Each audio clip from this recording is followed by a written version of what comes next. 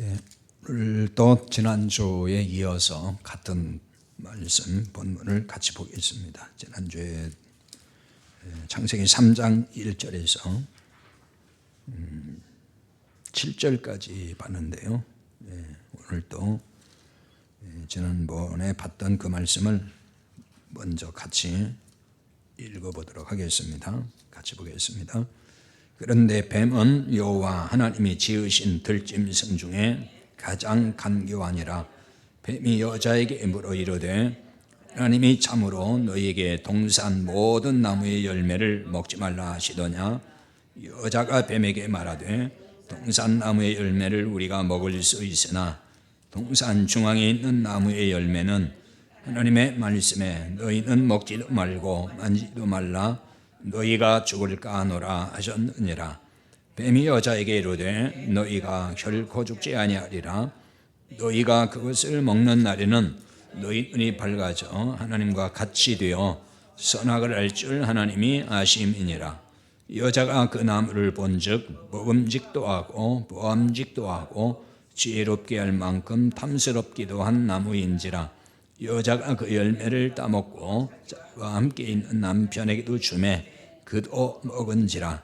이에 그들의 눈이 밝아져 자기들이 벗은 줄을 알고 무화과 부입을 엮고 치마로 삼았더라. 아멘.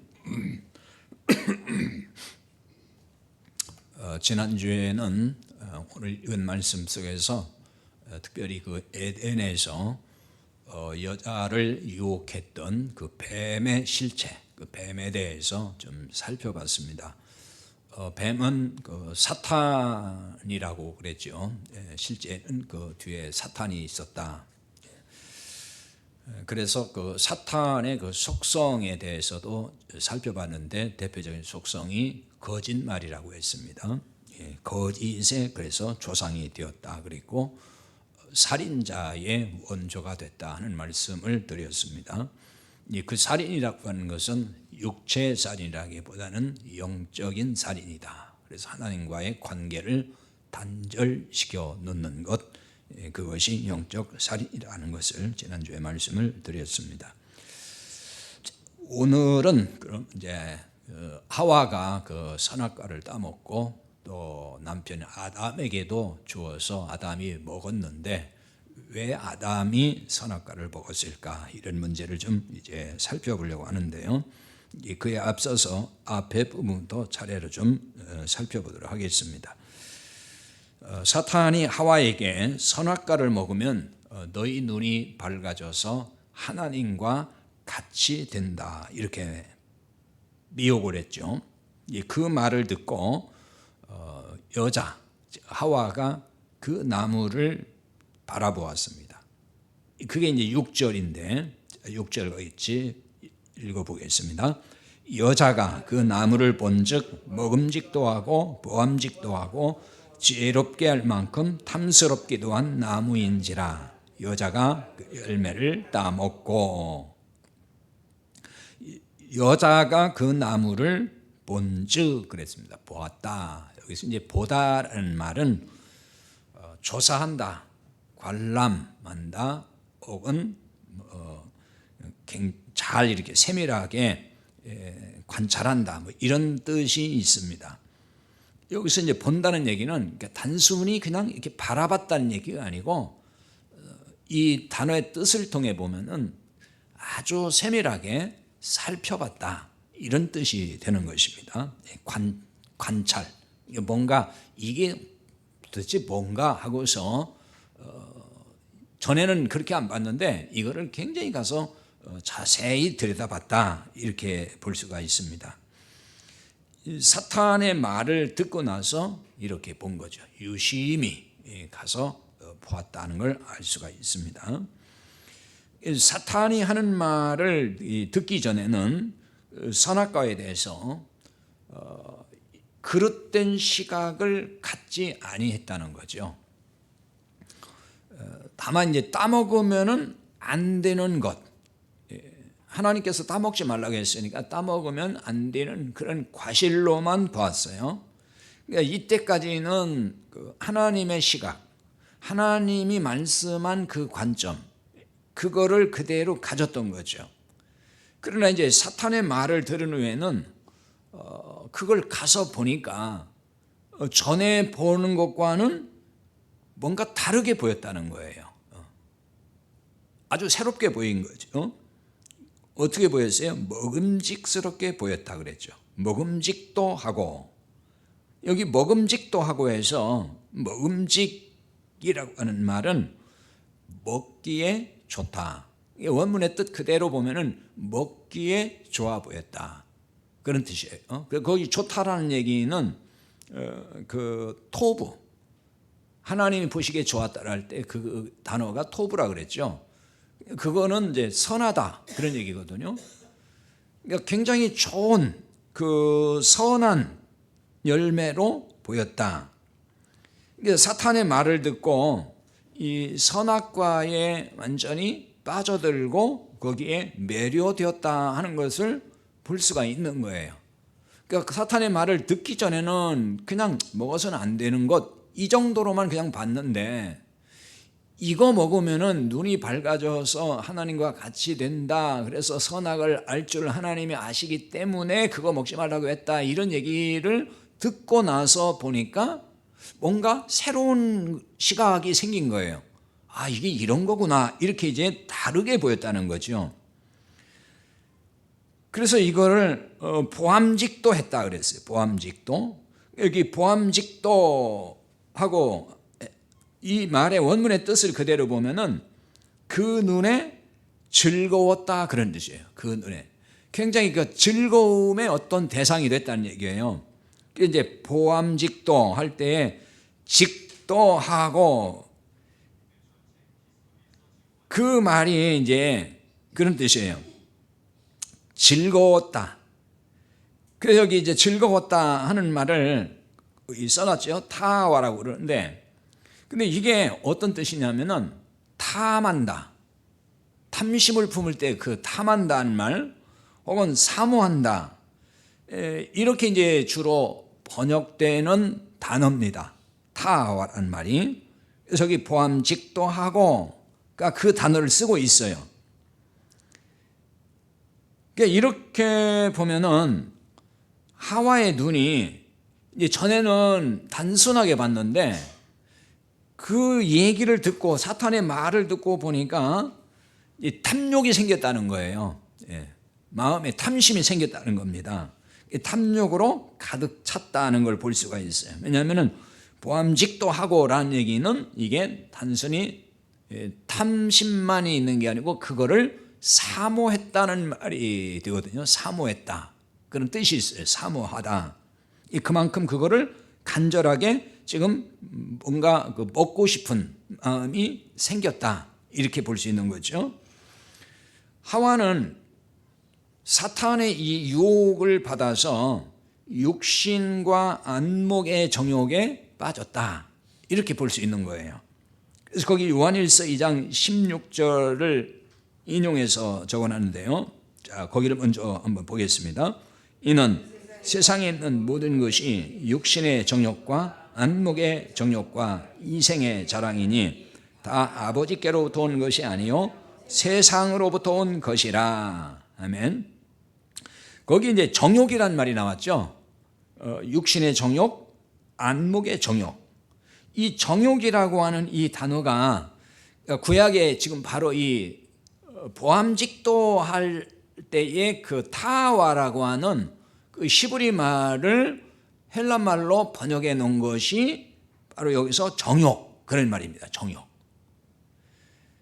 그 다음에 이제 뒤에 가서 나오지만은 그 탐스럽다, 지혜롭게 할 만큼 탐스럽다는 말이 있어요.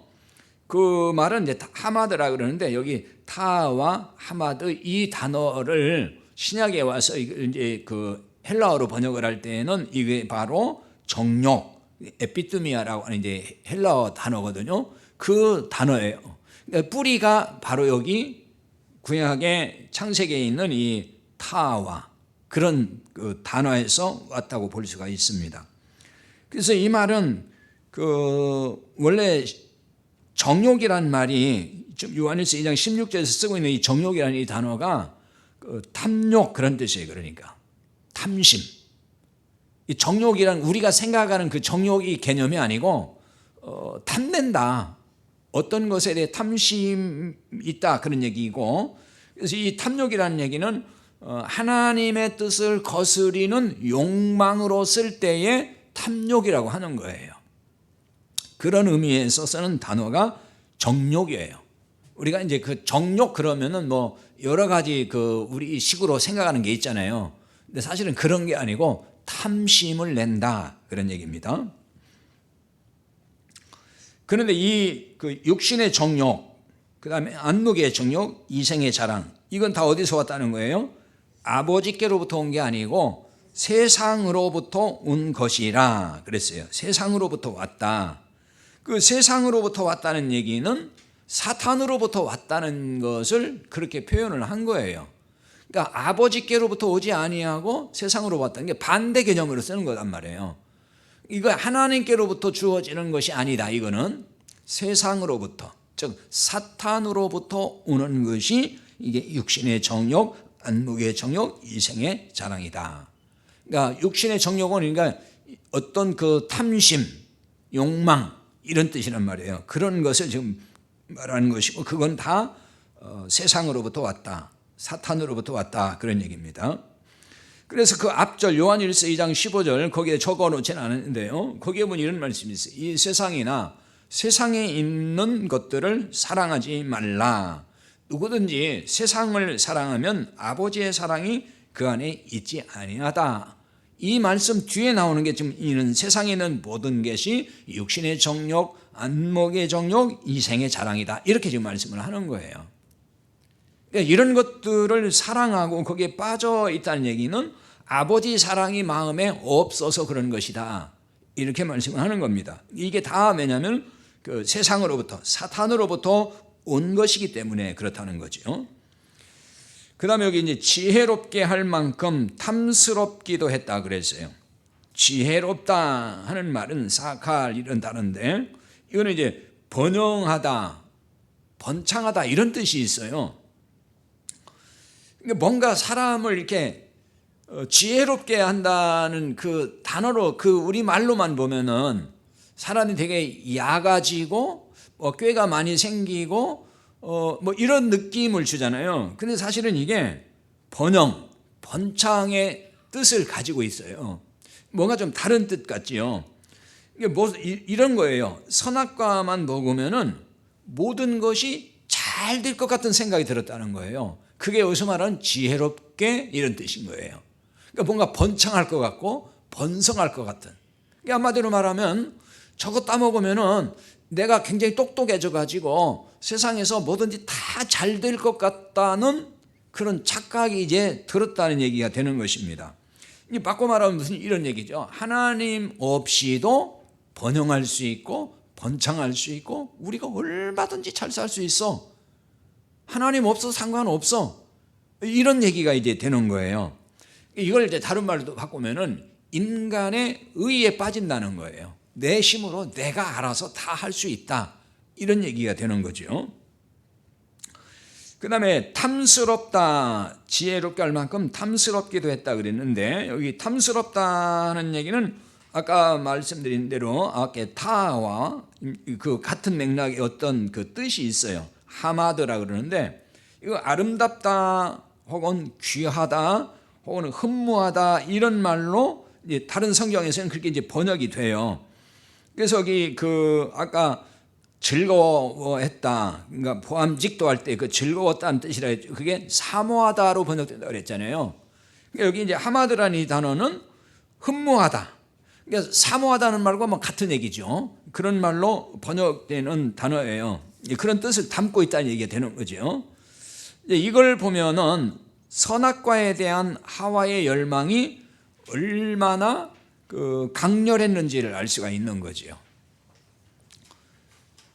볼수록 먹고 싶은 그런 그 충동을 일으켰던 거죠. 볼수록 그걸 정말 이제 먹고 싶은 거예요. 그냥 보는 걸로 족한 게 아니고 저걸 반드시 내가 먹어야 되겠다 이런 마음이 생겼다 그런 얘기가 됩니다. 그래서 그걸 이기지 못하고 따서 먹었다는 거예요. 시각이 바뀌면서 넘어서 안 되는 선을 지금 넘은 거거든 이게. 그러니까 전에는 그걸 단순히 먹으면 안 되는 대상으로만 봤는데 사탄의 말을 듣고 나서는 보는 눈이 바뀌었다는 거예요. 시각이 바뀌었다. 그래서 결국은 그걸 따먹고 말았다는 것입니다. 오늘날도 사람 사는 거는 다 마찬가지라고 봐요. 시각이 바뀌면은 생각이 또 바뀌어요. 또 생각이 바뀌면은 행동을 하게 돼요.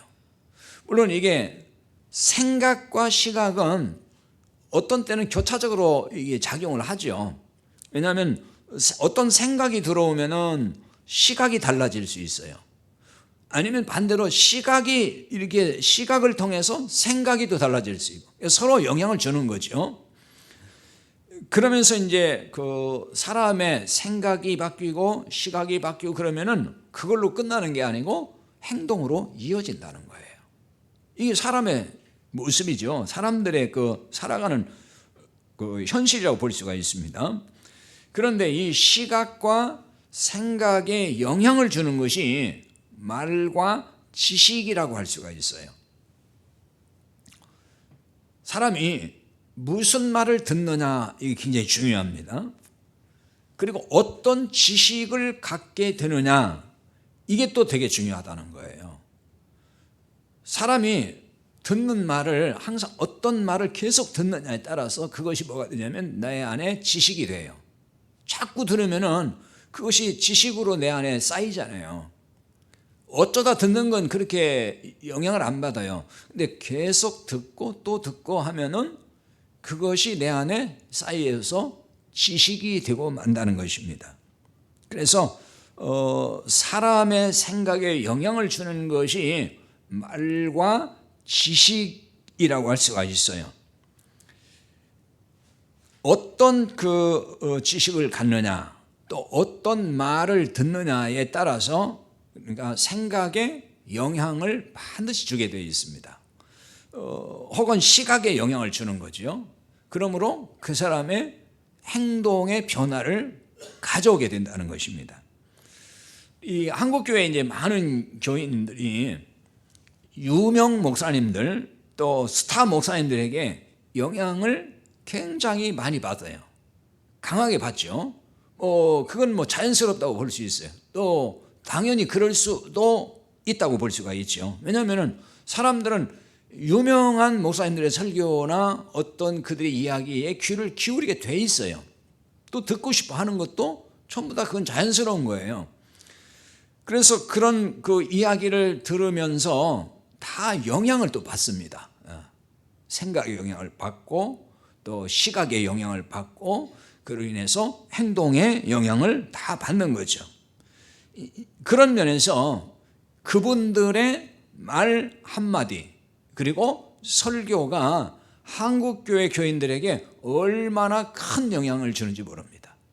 제가 여기서 뭐 구체적으로 언급을 하지 않겠습니다만은 이미 이제 예를 들어서 돌아가신 분들 중에도 그렇고 또 유명 부흥사들도 한국에 뭐 굉장히 많았습니다. 근데 그분들 이제 세대들이 거의 지금 다 이제 떠났어요. 뭐 한국교회 지형도 지금 많이 바뀌긴 했어요. 제 2세대 이제 목사님들 목회를 많이 하는데 과거에 한국에 소위 부흥운동을 주도했던 분들이 많이 있는데 그분들의 영향을 굉장히 많이 받았습니다.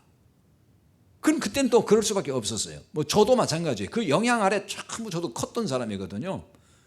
그래서 그분들의 설교를 많이 들었고 그분들의 가르침에 굉장히 귀를 많이 기울여서 그 영향을 아주 깊이 받았던 것입니다. 그래서 한국교회가 형성이 되고 또 한국교회가 기틀이 되는 데에 그분들의 영향이 굉장히 많이 거기에 작용을 했다 이렇게 볼 수가 있어요. 설교를 어떤 설교를 듣느냐에 따라서 그 설교를 듣고 그것이 계속 이제 또 지식으로 쌓이게 되는 것이고 신앙생활의 어떤 그 관점, 시각, 신앙생활의 어떤 방향 이런 데 전부 영향을 받게 되는 거죠. 그렇게 신앙생활을 하게 되는 것입니다. 그런데 이제 중요한 건 이런 거죠. 바른 복음의 말씀을 듣고 영향을 받았으면은 그게 왜 문제가 되겠냐는 거죠. 그건 굉장히 좋은 거죠, 사실은. 예. 바른 성경적 지식, 바른 복음적 신앙을 갖는 그런 말씀을 듣고 그 영향을 받아서 신앙생활을 한다 그러면은 그건 그보다 좋을 수는 없는 거예요, 사실은. 그런데 이제 그렇지 않다는데 문제가 있다는 것입니다. 다시 말하면은 이 복음이 아닌 것을 복음이라고 했다는 것, 그게 문제가 되는 거예요. 그러니까 그걸 이제 유사복음 혹은 거짓복음 이렇게 말을 하거든요. 유사복음이라는 얘기는 복음과 굉장히 비슷하다는 거예요. 들어보면은 이게 구분이 잘 안 돼요. 근데 진짜는 아닌 거예요. 그러니까 유사복음이라고 하는 거죠. 근데 우리가 그 유사제품이라는 게 있잖아요. 짝퉁. 그것도 보기에는 그 구분을 잘 못하는 사람들은 몰라요. 이게 진짜인지 진품인지 이 가품인지를 모른단 말이에요. 저 같은 사람도 그런 구분을 할 줄 몰라가지고 예를 들어서 가방 똑같은 거 갖다 놓고 진품과 짝퉁 갖다 놓고 어떤 것이 진짜하고 가짜냐 가려보라면 저 못 가려요. 복음도 마찬가지예요. 보면은 거의 비슷해요. 비슷해. 근데 거기에 핵심적인 몇 가지가 다를 수 있거든요. 그런 점에서 되게 위험하다는 거거든요. 유사복음이라는 게. 사실은 그게 가짜복음이거든요. 근데 아예 그냥 가짜인 것이 통째로 처음부터 드러나면은 분별이 쉬워져요. 누구나 금방 들으면 아니까. 근데 그게 아니고 같은 것도 같고 아닌 것도 같고 비슷하다 보면은 거기에 되게 혼란을 초래하게 되는 것이고 또 그거를 받아들이기가 쉬워진다는 것입니다. 진짜 같다는 생각이 든다는 얘기죠. 근데 이제 보통 그 대중 매체를 타고서 이런 것들이 전부 퍼져나갑니다. 과거에는 그 대중 매체가 그렇게 발달이 안 됐었어요.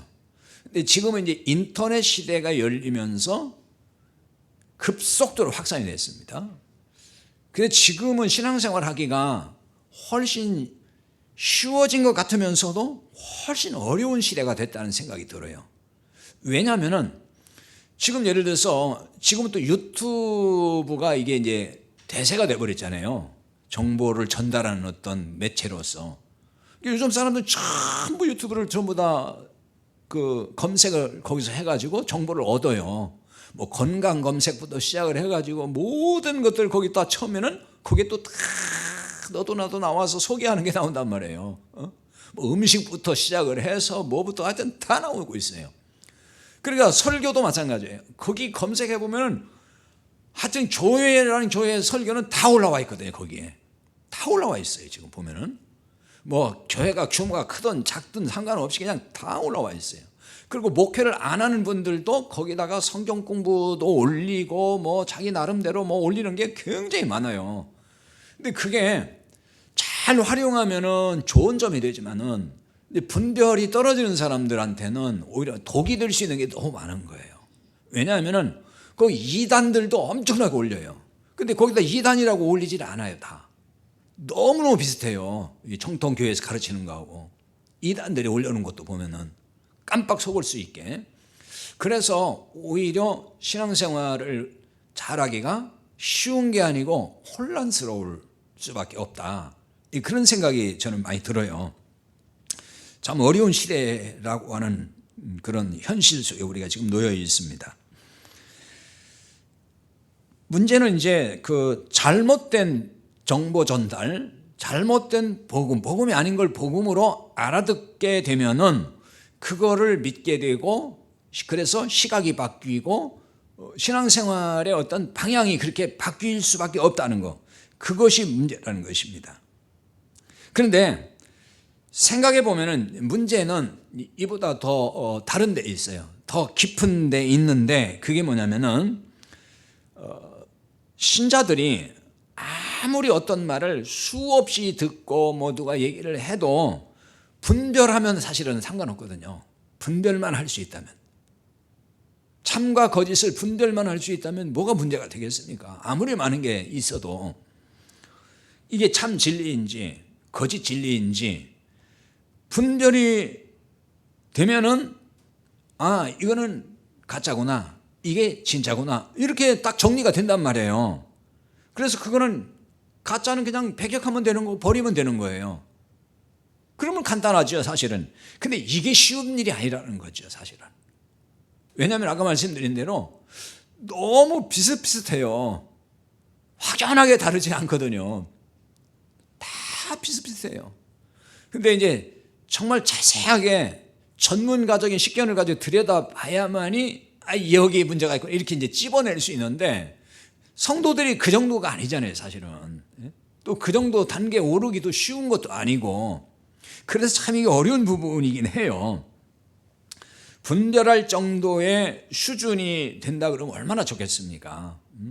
근데 그 정도가 아니기 때문에 상당히 혼란스럽고 힘들어 한다, 그런 얘기죠. 저한테 이제 그 전화로 상담을 하는 분들이 꽤 많아요. 우리 교회 성도들이 아닌 다른 교회 성도들이.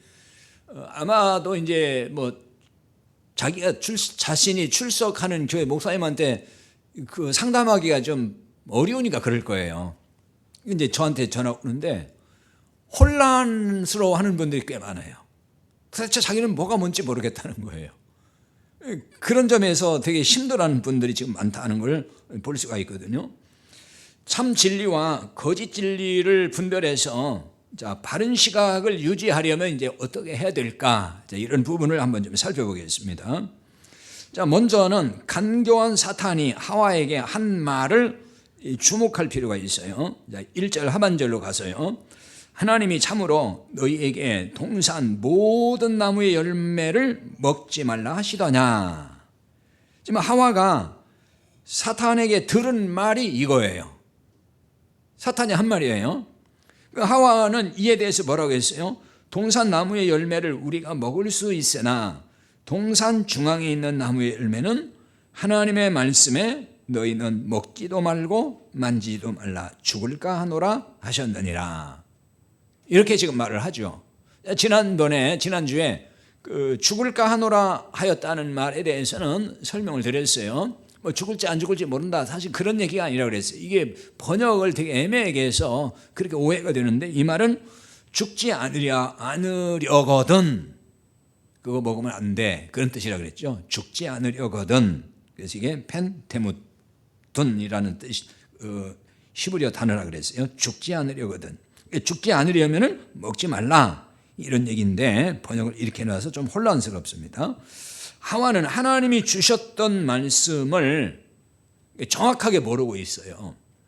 하나님은 동산 각종 나무의 열매를 모두 먹으라고 했습니다. 반드시 먹으라고 했어요. 창세기 2장 16절 거기 다시 적어놨습니다. 동산 각종 나무의 열매는 네가 이무이로 먹되. 자, 이무이라는 말도 먹는다는 단어라 그랬어요. 아칼이라고 하는 먹고 먹되. 그러니까 동산 나무의 각종 나무의 열매는 네가 다 먹어, 반드시 먹어, 그거, 그런 얘기라는 뜻이라 그랬잖아요. 이무이라고 했기 때문에 좀 헷갈린다 그랬어요. 번역을 그렇게 해놔서. 그러니까 동산 각종 나무, 이 각종 나무는 모든이란 말이에요. 모든 나무 그 열매를 다 먹어라, 그 얘기거든요. 근데 하와는 뭐라겠죠? 동산 나무의 열매를 먹을 수 있다, 이렇게 말합니다. 동산 나무의 열매를 먹을 수가 있다. 이 각종 나무의 열매, 즉 모든 나무의 열매를 먹을 수 있다, 이렇게 말을 하지 않고 그냥 동산 나무의 열매라고 말을 했어요. 애매모호하게 말을 한 거예요. 따라서 사탄이 모든 나무의 열매를 먹지 말라고 하더라는 이 말에 뭐라고 그러면 해야 되는 거예요? 사탄이 모든 나무의 열매를 먹지 말라고 하더니 이렇게 말을 하면은 아니야, 모든 나무의 열매를 먹으라고 했어, 이렇게 얘기를 해야 되잖아요. 사탄이 지금 반대로 지금 얘기를 했단 말이에요. 하지만 하와는 모든이란 말을 빼버리고 그냥 동산나무의 열매를 먹을 수 있다, 이렇게 말을 했단 말이에요. 모든이란 말을 뺐어요. 이 모든이란 말은 이제 콜이라는 단어인데, 그 2장 16절 아까 지금 읽은 거기에 각종, 그 말과 같은 단어예요. 하나는 번역을 모든이라고 했고 하나는 각종이라고 번역한 건데 원문의 단어는 똑같은 거예요. 같은 콜이라는 단어인데 이제 모두, 전체, 뭐 완전함 그런 뜻을 가지고 있습니다. 그래서 여기 모든이란 이 콜이라고 하는 히브리어 이 말은 중요한 말로 쓰이고 있는 거예요. 이게 그러니까 이 단어가 들어가도 되고 안 들어가도 되는 게 아니에요. 성경의 모든 단어 하나하나는 뜻이 있어서 거기에 들어간 것이지 그냥 어쩌다가 뭐 이 단어가 들어가고 어떤 단어는 빠지고 이런 것이 아닌 거예요. 하나님의 말씀이 그렇게 부정확하다고 보면 안 되잖아요. 하나님의 말씀은 정확하게 단어 하나를 쓸 때에도 이유가 있고 분명히 까닭이 있다는 거예요. 그러니까 그런 하나하나를 빼면 안 되는데 지금 하와는 모든이라는 말을 그냥 빼먹고 그냥 나무, 동산 나무의 열매 이렇게 얘기를 했단 말이에요. 하와의 그 오류를 여기서 볼 수 있는 거죠. 하나님의 말씀은 1.1억이라도 빼거나 더하면 안 된다. 그런 얘기입니다. 그런 점에서 그 번역 성경에 한계가 있어요. 번역 성경이 이제 하나만 있는 건 아니잖아요. 우리말 번역 성경도 우리가 지금 쓰는 걸 비롯해서 몇 개가 있거든요. 그다음에 영어로 번역된 것도 여러 개가 있어요. 여러 개가 하나가 있는 게 아니에요. 그런데 우리말 번역 성경에도 보면은 원문에는 있는데 그걸 빼놓고 번역한 게 있고 또 어떤 거는 없는데 또 넣는 것도 있고 이런 게 있어가지고 사실은 좀 혼란스럽긴 해요. 이제 성도들 입장에서는 참 어려워요. 그러니까 이제 결국은 이제 목회자, 설교자가 잘 안내를 해줄 필요가 있죠. 그래서 그 성경 번역서를 하나만 보면은 그 내용을 바로 파악하기가 되게 어려울 수가 있어요. 번역서마다 조금씩 다르거든요.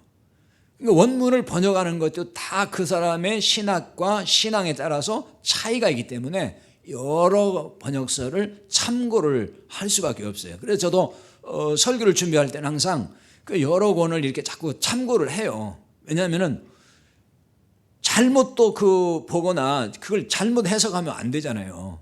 이게 어려운 작업이에요. 그렇기 때문에 다 또 이렇게 번역을 하는 것을 확인을 해야 되기 때문에 여기 이제 콜이라고 하는 이것도 뭐 그냥 쉽게 생각하면 별거 아닌 것 같이 느껴져요. 왜냐하면 모든 뭐 그거 뭐 빼든지 안 빼든지 뭐 대수롭지 않게 생각할 수 있겠지만은 이 단어 하나를 넣을 때는 분명히 이유가 있을 거라는 거죠.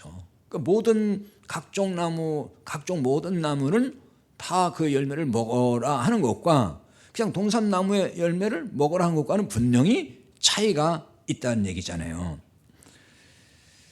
또한 동산 중앙에 있는 나무 열매는 먹지도 말고 만지지도 말라고 했다. 하와가 지금 이렇게 얘기를 했어요. 만지지도 말라고 했다면서 원래 말씀에는 이게 없어요. 하나님이 그런 말씀을 한 적은 없는데 이번에는 이제 자기 생각을 여기다가 집어넣은 것이 되잖아요. 앞에서는 뺐고 그 다음에는 또 자기 생각을 넣었어요. 만지지도 말라 해서 이 만지다 하는 얘기는 접촉한다 이런 뜻이에요. 접촉한다. 거기 이제 나가 그랬죠. 나가. 히브리어 말 나가. 너 나가 그런 얘기가 아니고 그 단어의 발음이 나가예요. 이거는 이제 닿는다 이렇게 대본다 접촉한다 그런 뜻입니다. 근데 여기 만지지도 말라 했을 때에 이 말라라는 말이 로라고 하는 이제 그 어떤 부정을 나타내는 단어거든요. 이게 강한 금지를 나타내는 말이에요. 따라서 만지지도 말라는 말은 절대로 거기 닿게 하거나 건들지 말라라고 이해할 수가 있는 거예요. 그러니까 만지지도 말라 하는 얘기가 단순히 한번 이게 손 대보고 뭐 그런 것도 그런 것조차도 하지 말라는 뜻이라는 거예요. 이게 지금 원문의 뜻으로 보면은 그러니까 하와가 한 얘기잖아요. 이게 그러니까 이 말은 무슨 얘기냐면은 어떻게 보면은 하와가 하나님의 말씀을 철저하게 지키는 사람으로 보일 수가 있는 거예요. 이 말만 들어보면은. 왜냐하면은 만지지도 말라고 해서 나는 그래서 거기에 손도 대지 않는 사람이야, 이렇게 느껴질 수 있잖아요. 그러니까 하나님은 만지지도 마, 뭐 대보지도 마, 이런 얘기 하신 적은 없어요. 그 먹지 말라, 그 얘기지. 그냥 먹으면 안 되래. 근데 하와는 먹는 것은 말할 것도 없고 아예 접촉조차도 하지 않는다는 식으로 얘기를 한 거란 말이에요, 지금. 그러니까 말씀을 아주 자기는 철저하게 지키는 것처럼 보이도록 말을 한 거예요. 그러나 실상은 하나님의 금지 명령에 자기 생각을 덧붙인 표현이 되고 말았다는 거죠. 그러니까 하나님의 말씀을 빼먹는 것도 큰 문제지만은 보태는 것도 역시 큰 문제가 되는 것입니다. 그럼 하와에서 발견할 수 있는 문제가 뭐겠습니까? 말씀에 대한 바른 이해와 정확한 지식이 없다, 이렇게 볼 수가 있습니다. 이런 이유로 하와가 마땅히 가져야 될 그 시각, 신앙적 시각, 거기에 변화가 왔다고 할 수가 있습니다. 사탄은 하와의 이런 약점을 파고들었다고 볼 수가 있어요. 반드시 죽는다고 하신 말씀과는 정반대로 사탄은 결코 죽지 않는다, 이렇게 얘기를 하잖아요. 그러니까 사탄은 항상 반대라는 걸 아셔야 됩니다. 항상 반대입니다. 하나님의 말씀과 반대예요. 그러니까 복음과 반대, 그게 사탄입니다. 정반대의 말이지만은 사실처럼 확신 있게 말을 했다는 거죠. 죽지 않는다, 그것도 죽지 않는다는 말은 정말 굉장히 강조해요. 결코 죽지 않는다, 이건 아주 확신 있는 말이거든요. 이게 뭐든지 거짓말도 확신을 가지고 얘기하면 사람들이 약간 흔들려요. 그렇잖아요. 사람이 이게 거짓말을 잘 못하는 사람들은 서툴게 해요. 들통이 난단 말이에요. 확실하게 얘기를 못하는 거예요, 이 마음이 약한 사람들은. 그런데 이 강심장인 사람들은 거짓말을 너무 확실하게 해버리면은 듣는 사람이 믿을 마음이 생기는 거예요. 야, 진짜니까 저렇게 확실하게 얘기를 하겠지, 막 눈물까지 흘리면서. 예, 이재명이에요. 자, 아무튼 그 확실하게 이렇게 하면은 사람들이 그 흔들린다니까요. 아니, 진짜니까 저렇게 말을 하겠지, 저기 눈물까지 흘리면서, 이런 식이 되는 거예요. 근데 이 사탄의 전략이 그렇다는 거예요. 사람들이 그래서 속는 거예요. 그래서 자, 누구나 어떤 문제에 대해서 정확한 이해와 지식이 결핍되면은 그 남의 말에 흔들린다는 것입니다. 그러니까 원래 가졌던 시각에도 변화가 일어나는 거예요. 내가 분명한 이해가 돼 있고 분명한 지식이 내 안에 있으면은 누가 뭐라고 해도 흔들리진 않거든요. 치우치지도 않고. 근데 그게 안 되니까 흔들리는 거예요. 그리고 보는 눈이 바뀌는 거죠. 이단의 말에 흔들리는 것도 말씀을 정확히 모르기 때문에 그러는 거죠. 지금 우리 한국교회 지금 문제가 뭐냐면요, 지금 신천지, 하나님의 교회 등등 해가지고 막 그 이단들이 굉장히 숫자가 급증해요. 지금 통계상으로 보면은 기존의 우리 교회 신자들은 숫자가 줄고 있고, 그게 뭐냐면 기존의 신자들이 그쪽으로 이동하고 있다는 거예요. 지금 분석을 해보면은 그 미혹을 받아서 가기도 하고, 또 왜 미혹을 받냐면은 교회가 자꾸 교회답지 않고 문제가 많으니까 실망한 사람들이 그 미혹에 쉽게 끌려가는 거거든요, 사실은. 그걸 미끼로 던져요. 교회 문제를 계속 얘기를 해서. 더 중요한 문제는 뭐겠어요? 하나님의 말씀에 대해서 바른 지식과 체계적인 어떤 훈련과 이 공부가 안 돼 있다는 거예요, 교인들이. 근데 이단들은 그들이 가르치는 대로 철저하게 훈련이 되고 체계적인 지식을 쌓아왔어요, 논리적으로. 그러니까 그들의 논리로 얘기를 하면은 성경 지식이 좀 부족한 사람들은 딸려가게 되는 거죠. 거기에 끌려가게 된다는 거예요. 그래서 말씀의 지식이 없는 것을 알면은 이단이 더 달라붙어 가지고 흔들어 놓습니다. 이단들은 항상 성경 공부하자고 달라들거든요. 그리고 답변하기 곤란한 걸 자꾸 질문으로 던져요. 그럼 보통 성도들이 답변을 잘 못하면은 그걸 가지고 미끼 삼아서 계속 얘기를 한단 말이에요. 그래서 성경 공부하자 해가지고 자꾸 성경 공부하는 쪽으로 끌고 가서 결국 빠뜨리는 걸 볼 수가 있습니다. 이단이 하라는 대로 하게 되는 거죠.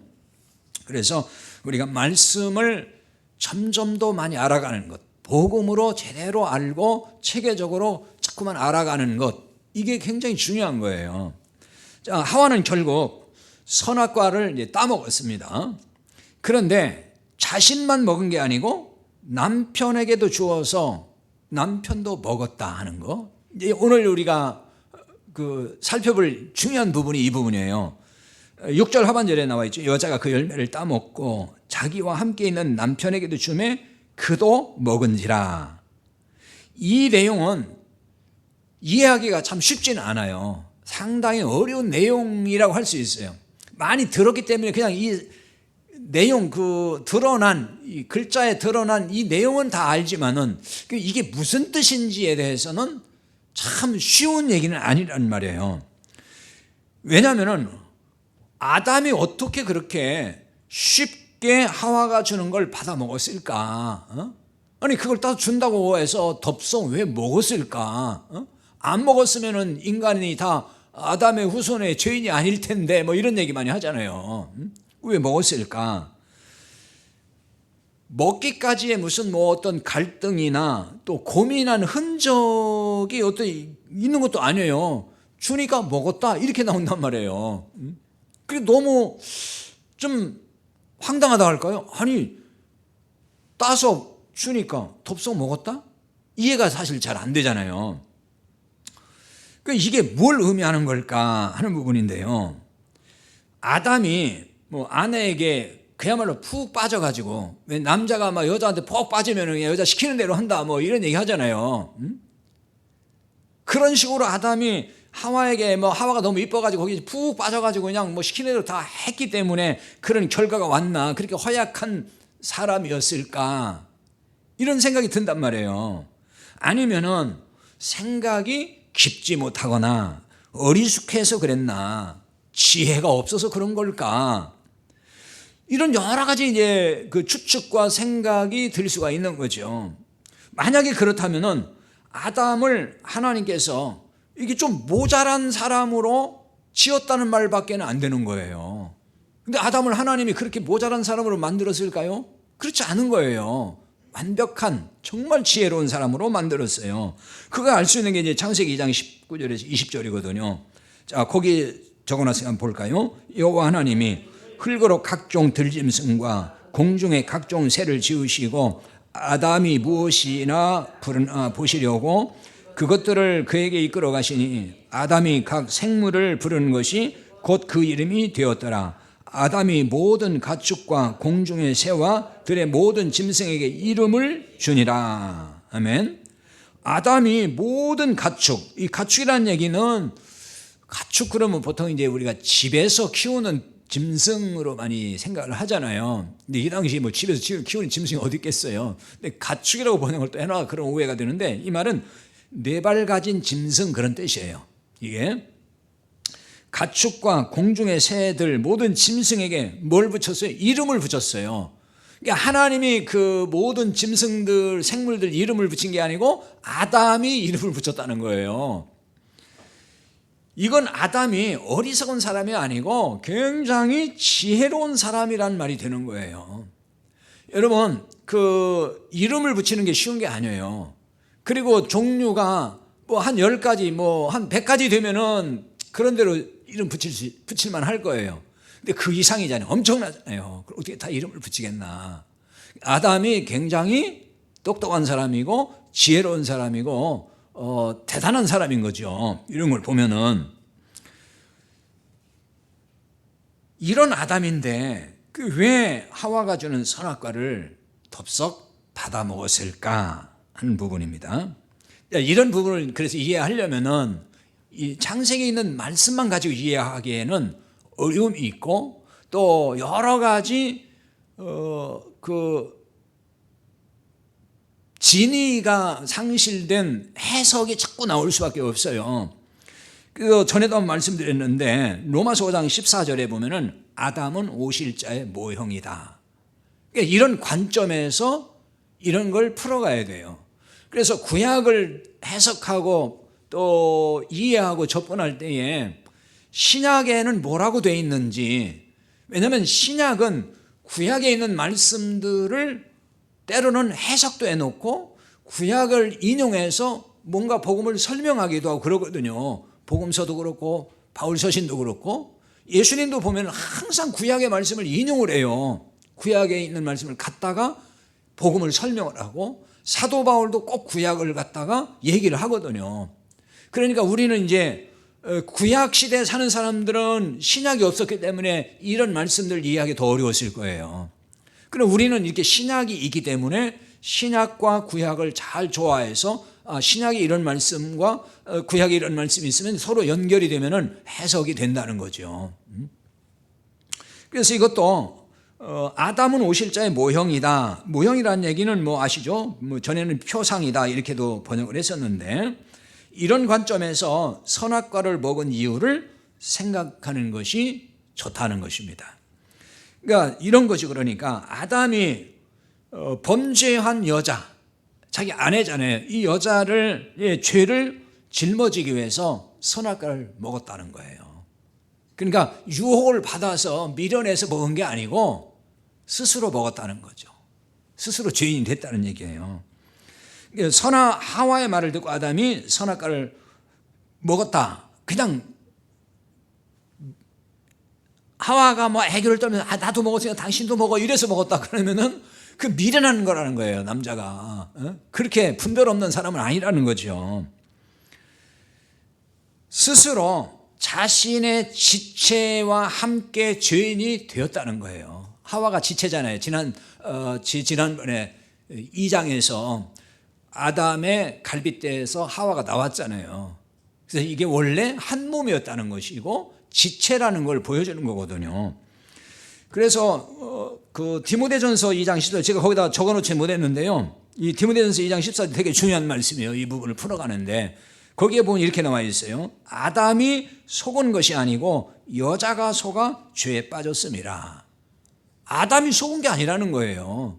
다시 말하면은 아담은 지금 하와가 사탄이 속였을 때에 아담이 속은 게 아니라는 거예요. 그러니까 어떤 사람은 이 창세기에 있는 말씀을 가지고 이렇게 또 해석을 하더라고요. 하와가 따먹을 때, 유혹을 받고 따먹을 때에 사탄이 거기 유혹하고 그래서 따먹을 때에 아담도 바로 옆에 있었다. 그러니까 아담이 거기에 속아서 그걸 같이 먹었다, 이렇게 해석을 하는 사람도 있어요, 많이.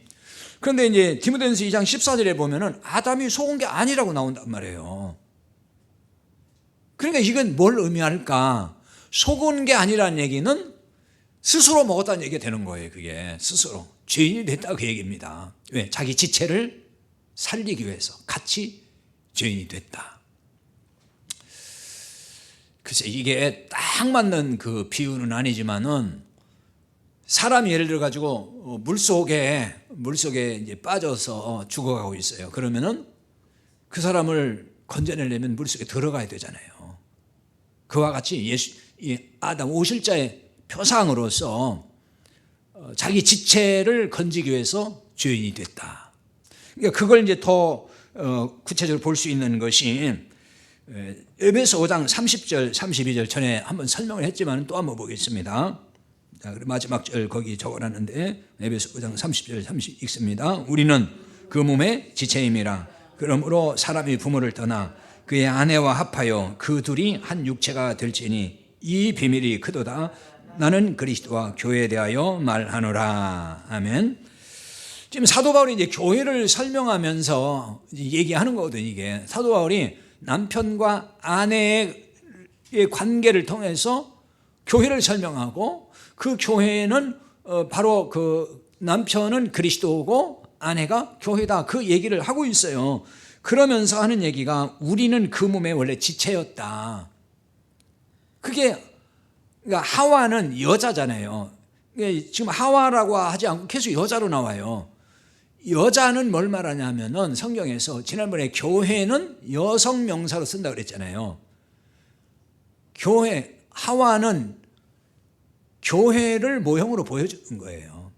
아담은 오실 자의 모형, 오실 그리스도를 계시해주고 있다. 그러니까 이러한 기록을 통해서, 이런 사건을 통해서 하나님의 구원 계획을 전부 지금 창세기에서 이게 계시해주고 있다는 얘기예요. 그러니까 단순히 뭐 인간을 이렇게 만들었고 뭐 인간이 이렇게 됐고 그런 얘기를 하고자 함이 아니고, 그 진의는 이러한 창조 기사를 통해서 타락한 인간을 하나님이 어떻게 구원하시는지에 대한 계획을 담아주고 있다. 그래서 복음의 말씀이다, 이렇게 말을 하는 겁니다. 그래서 우리는 원래 그 몸의 지체다. 이건 사도 바울의 해석인 거예요. 이거는 하와를 두고 하는 얘기입니다. 여자. 우리가 원래 그래서 영적으로 보면은 주님의 다 지체였다는 거예요. 그런데 타락해서 다 떠나버린 사람들, 그래서 그 지체를 다시 구하기 위해서 죄인이 되어서 오신 거예요. 그게 선악과를 먹은 거예요, 아담이.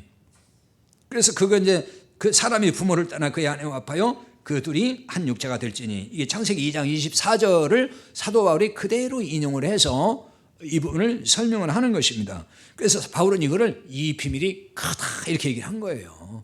이 비밀이 그냥 작은 게 아니고 굉장히 큰 비밀이다. 그러니까 이 속에 굉장한 복음의 비밀이 있다, 구원의 비밀이 있다, 그 얘기를 하는 거거든요. 그래서 오늘 우리가 이제 오늘 그 아담이 왜 선악과를 먹었을까 하는 것을 제목으로 삼았는데, 이 결론은 하와의 뭐 유혹을 받아가지고 속아서 아담도 그냥 먹고 말았다, 그게 아니고, 그렇다면 아담은 굉장히 바보고 아담은 정말 그 무능한 사람이라는 거죠. 그게 아니고 스스로 먹었다. 왜? 그건 오실 자의 모형이기 때문에 하나님의 구원 계획을 설명하기 위해서 그렇게 지금 다 묘사가 되고 그렇게 기록이 돼 있다, 이렇게 보는 것이 복음적으로 보는 것이다 할 수 있겠습니다. 오늘 여기까지 하고요. 오늘 또 다무라는 것은 이제 다음 주에 또 이어서 계속 말씀을 살펴보도록 하겠습니다. 우리 찬송 300